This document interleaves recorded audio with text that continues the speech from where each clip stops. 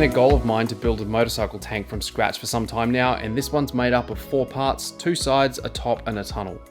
If you haven't seen the previous videos on how I built this, I'll leave that playlist at the end for you to go and check out.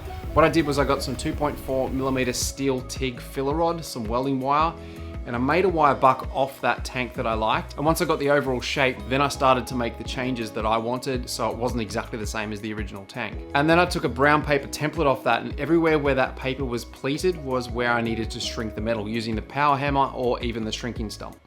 So one of the things that I've been struggling with is trying to get this line nice and crisp. And I had it in the English wheel and it was going pretty well, but you can see it's not perfectly straight. It's got a bit of a wave to it. So I really need to sort this out before I can move on to finishing this, because this needs to be mounted on the bottom side of the tank, or at least get as close as I can to the bottom side. And if you have an English wheel, here's a really cool tip that was just given to me by my friend over at KDS Metalworks. It's just tipping the bottom wheel or bottom anvil up ever so slightly so that you can put a bit of scrap under it, and then you can use this edge as your line edge, I guess. I haven't tried it yet, but I've seen it done before, and I'm going to actually give it a go on a bit of scrap and see how it works. I believe the idea of this is just a little bit of hand pressure and just pushing down. I don't think you need to wind up the anvils too tight. It just needs to be a friction fit so that it pushes on that edge, and that's kind of how it works. Just with your hand pressure, and the more of a crease you want, the harder you push your hand down.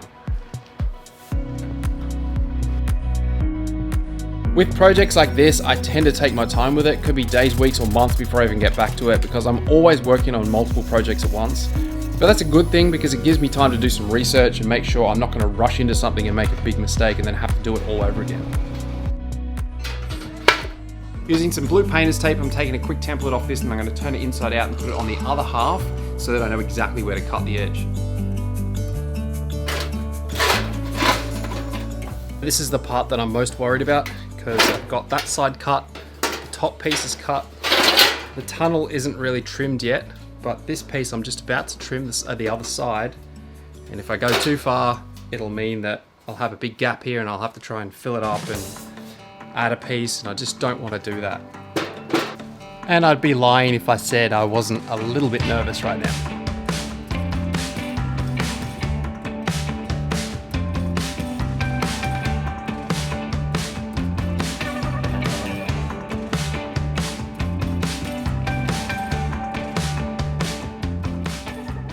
Pretty much trim the tank down everywhere I need to trim it. So the tunnel is trimmed down here as close as I can get it. I still need to tidy up this section, and all the gaps can be pulled in pretty damn good. I mean, this one just is a little bit overlapped, but apart from that, I'm pretty damn happy with all of the gaps. So let's pull it apart and start English wheeling all of this stuff here and get the sides as close as I possibly can.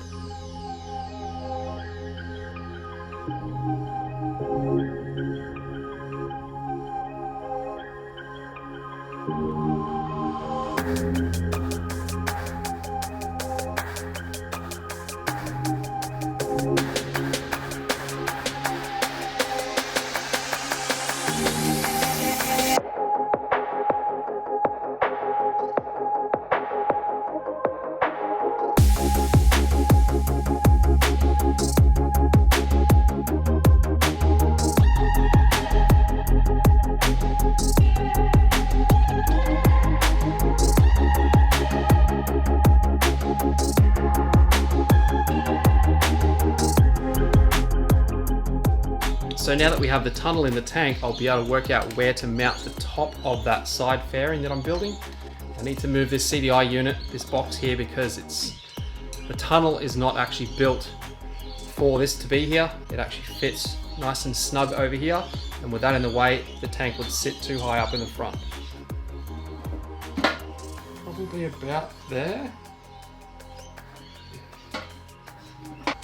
That is pretty good. You can see the line going through here into the subframe, and that's what we strive for, and I think I've nailed it.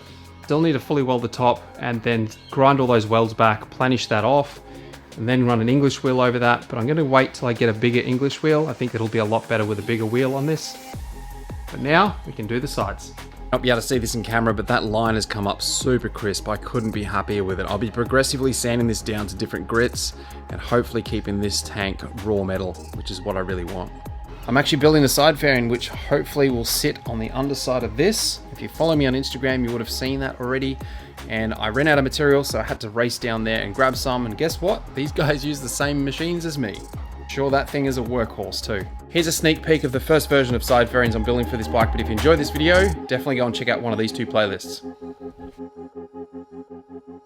So now I can make the top of this perfect to fit the bottom profile of that tank.